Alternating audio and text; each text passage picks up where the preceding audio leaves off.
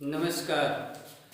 मैं संजय कुमार महाराणा प्रताप स्कूल रिडखला की online class में आप सभी का स्वागत करता हूं। जैसा कि आपने पिछली क्लासों में आपने पढ़ा था संज्ञा और सर्वनाम, और आज अपना टॉपिक है विशेषण। तो देखो, विशेषण के बारे में हम पढ़ते हैं। विशेषण एक पुल्लिंग शब्द होता है और इसका अर्थ होता है विशेषता सूचित करने वाला, मतलब किसी व्यक्ति या वस्तु की विशेषता को बताए, उसे क्या कहेंगे? विशेषण। तो अब ये विशेषण कहते किसे हैं, तो इस पर हम देखते हैं कि संज्ञा या सर्वनाम की विशेषता बताने वाले शब्द क्या कहलाते हैं? विशेषण कहते हैं। तो देखो, अब विशेषण के बारे में थोड़ा हम और इसके बारे में जानकारी लेते हैं, तो ध्यान से देखेंगे। तो परिभाषा तो अपनी हो गई कि संज्ञा या सर्वनाम की विशेषता बताने वाले शब्द विशेषण कहलाते हैं। तो विशेषण जैसे मान लो एग्जाम्पल लेते हैं, जैसे राम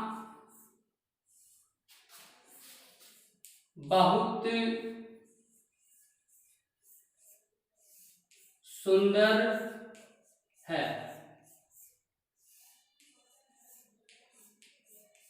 राम बहुत सुंदर है। अब जैसे राम की विशेषता क्या बताई जा रही है? बहुत सुंदर होना। तो एक सुंदर शब्द क्या है? विशेषण शब्द है। तो ये है और इसका विशेषण, ये हो गया विशेषण। और विशेषण की ही विशेषता बताए, जैसे सुंदर है तो कितना सुंदर है? तो बहुत सुंदर है। तो बहुत सुंदर ये हो गया इसका प्रविशेषण। प्रविशेषण जो विशेषण की ही विशेषता बताई। और ये राम शब्द है विशेष शब्द। राम शब्द क्या है? विशेष शब्द। इसलिए राम बहुत सुंदर है। तो राम शब्द हो गया, इसकी विशेषता क्या हो गई? सुंदर होना। और कितना सुंदर? बहुत सुंदर। तो ये हो गया इसका प्रविशेषण। अब चलो आगे देखते हैं। विशेषण अपने चार प्रकार के हैं। कौन कौन से हैं? एक तो गुणवाचक विशेषण, संख्यावाचक विशेषण, परिमाणवाचक विशेषण और सार्वनामिक विशेषण। तो पहले हम देखेंगे गुणवाचक विशेषण के बारे में। तो गुणवाचक विशेषण किसे कहेंगे? कि जो संज्ञा या सर्वनाम शब्दों के गुण, रंग, दोष, आकार, अवस्था, स्थान, गंध, दिशा, स्वाद आदि का क्या करवाए? बोध करवाए, उसे क्या कहेंगे? गुणवाचक विशेषण कहेंगे। अब देखो, गुणवाचक विशेषण में जैसे गुणों की विशेषता बताई जाए। गुणों की विशेषता कैसे? जैसे व्यक्ति अच्छा होता है, भला होता है, बुरा होता है। ऐसे रंग के आधार पर, जैसे काला है, जैसे गाय काली है, तो गाय की विशेषता क्या होगी? काली होना। जैसे सफेद या भूरा या लाल या नीला। इसी प्रकार दोष के आधार पर, तो दोष के आधार पर क्या होगा? इसका होगा जैसे इसी का ही विपरीत होता है गुण का दोष। तो दोष जैसे मान लो बुरा व्यक्ति है, बुराई है उसमें। इसी प्रकार आकार के आधार पर है, जैसे मोटा है, पतला है, या लंबा है, या बोना है। इसी प्रकार अपनी अवस्था के आधार पर, अवस्था के आधार पर होता है, जैसे गीला होना, सूखा होना, या फिर जला हुआ होना। इसी प्रकार स्थान के आधार पर, स्थान के आधार पर होता है, जैसे जयपुरी रजाई है, या आगरा के पेठे हैं, या फिर बीकानेरी रसगुल्ले हैं। तो वो स्थान की क्या बताई जा रही है? वहां विशेषता बताई जा रही है। क्यों?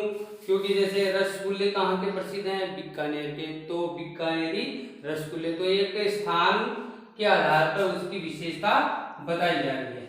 इसी प्रकार है अपनी गंध के आधार पर। गंध के आधार पर होता है जैसे खुशबूदार है या सुगंधित है या बदबूदार है। इसी प्रकार दिशा के आधार पर होता है जैसे पूर्व पश्चिम, उत्तर दक्षिण। जैसे अपना गांव कौन सी दिशा में है, जैसे मान लो उत्तर दिशा में है तो उसकी विशेषता क्या होगी, उत्तर दिशा में होना। इसी प्रकार जैसे स्वाद के आधार पर होता है। स्वाद के आधार पर जैसे कैसे होता है, जैसे कड़वा होना या मीठा होना या फिर रसीला होना। इस प्रकार जैसे आम क्या होता है, रसीला होता है, तो उसकी विशेषता क्या बताएगी, रसीला होना। ऐसी कई विशेषताएं बताई जाएगी, उसे उनके सारे ही एग्जाम्पल किसके होंगे, गुणवाचक विशेषण में आएंगे। अब देखो इसकी गुणवाचक विशेषण की तुलना होती है अवस्था के आधार पर। 3 अवस्थाएं होती है इसमें। एक तो होती है मूलावस्था, एक तो होती है मूलावस्था, एक होती है उत्तरावस्था और तीसरी होती है उत्तमा अवस्था। तो मूलावस्था होती है जिसमें एक दूसरे व्यक्ति के बीच में तुलना नहीं होती, इसमें तुलना नहीं की जाती। जैसे राम सुंदर है तो सुंदर है, या फिर कृष्ण काले हैं तो उसमें तुलना नहीं की जाती एक दूसरे के बीच में, न तो किसी व्यक्ति या फिर वस्तु के बीच में इसमें तुलना नहीं होती। वो अवस्था होती है मूलावस्था। अपनी उत्तरावस्था होती है, इसमें एक दूसरे के बीच में व्यक्ति हो चाहे वस्तु हो, उनके बीच में क्या की जाएगी, तुलना की जाएगी। जैसे राम श्याम से सुंदर है, जैसे राम श्याम से क्या होगा, सुंदर है। ऐसे ही जैसे जयपुर शहर बीकानेर से अच्छा है, तो उन दोनों के बीच में क्या हो गई, तुलना हो गई स्थान के आधार पर। ऐसे ही उत्तमा अवस्था होती है, ये अवस्था होती है सर्वोत्तम अवस्था होती है।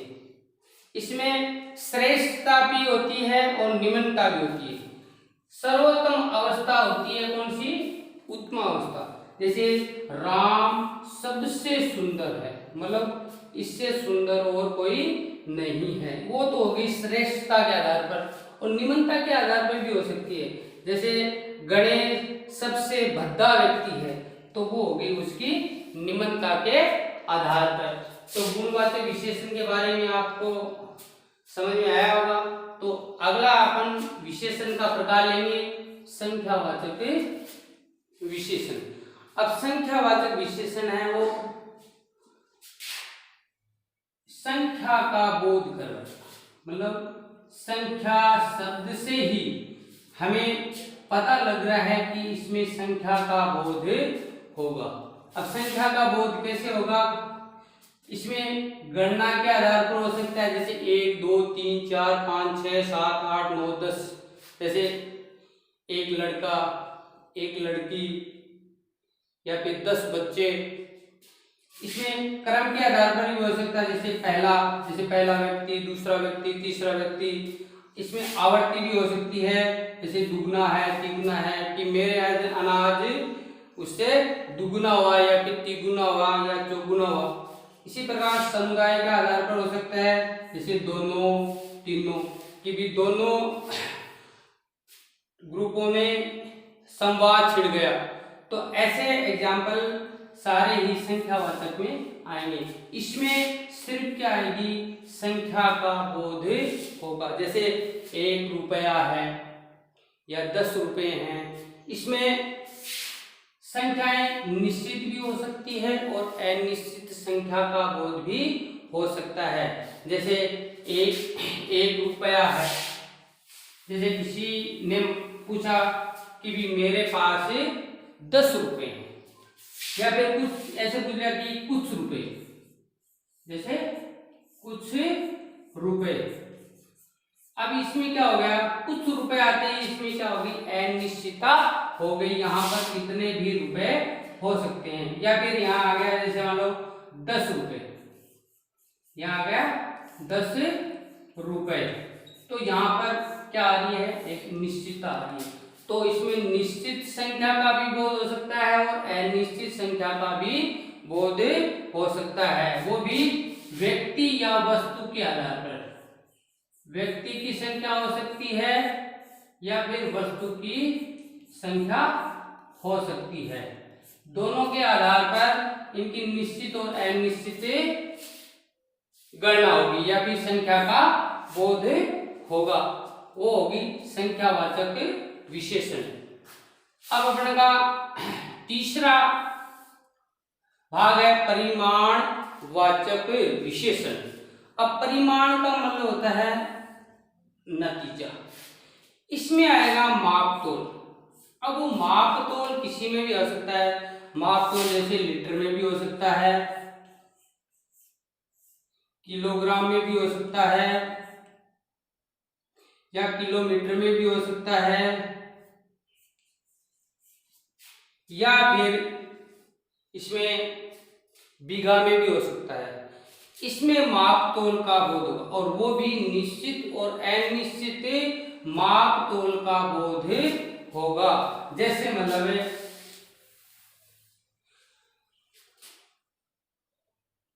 4 किलो दूध, 4 किलो दूध, इसमें हमें क्या हो रही है, निश्चितता दिख रही है। जैसे मान लो 4 किलो दूध है। अब यहां मैं लिख दूं कि कुछ चीनी की भी मुझे कुछ चीनी ला के दो। अब कुछ में यहाँ पर कितना भी हो सकता है, 1 कटोरी भी हो सकती है, 1 किलो भी हो सकता है, लेकिन इसमें कोई निश्चितता नहीं है। यहाँ पर मापतोल होगा, निश्चित और अनिश्चित मापतोल का बोध होगा, उसे क्या कहेंगे, परिमाणवाचक विशेषण कहेंगे। अब अपना लास्ट पार्ट है सार्वनामिक विशेषण। तो वे विशेषण जो संज्ञा शब्द की ओर संकेत के माध्यम से विशेषता प्रकट करते हैं।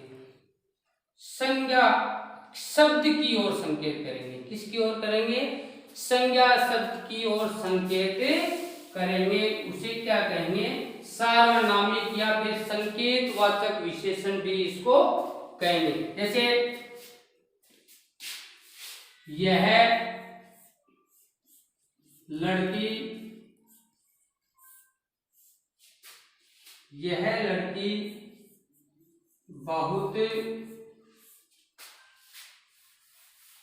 बुद्धिमती है, बुद्धिमती है। अब देखो इसमें विशेषता तो बताई जा रही है बुद्धिमती होना। अब इसमें देखो यह भी आ गया और लड़की भी इसमें आ गया। अब देखो ये तो इसमें क्या हो गया, विशेषण शब्द, और बहुत इसमें हो गया प्रविशेषण शब्द। अब यहाँ इसमें यह क्या है, एक शब्द सर्वनाम शब्द है। ये क्या है, एक सर्वनाम शब्द है। वो किसकी ओर संकेत कर रहा है, संज्ञा की तरफ, लड़की की तरफ संकेत कर रहा है। तो अपनी क्या परिभाषा की, वे विशेषण शब्द जो संज्ञा शब्द की ओर क्या करेंगे, संकेत करेंगे। मतलब यह लड़की, मतलब कौन है, लड़की एक क्या है, बहुत बुद्धिमती है। अब देखो इसमें आपको एक सीधा सा तरीका देखते हैं कि इसके एग्जाम्पल में पहले सर्वनाम शब्द आएगा और फिर क्या आएगा, संज्ञा शब्द आएगा, फिर उसकी क्या बताई जाएगी, विशेषता बताई जाएगी। तो ये अपना एक छोटा सा व्याकरण का पाठ था, विशेषण। तो विशेषण के बारे में आप काफी कुछ सीखे होंगे। धन्यवाद।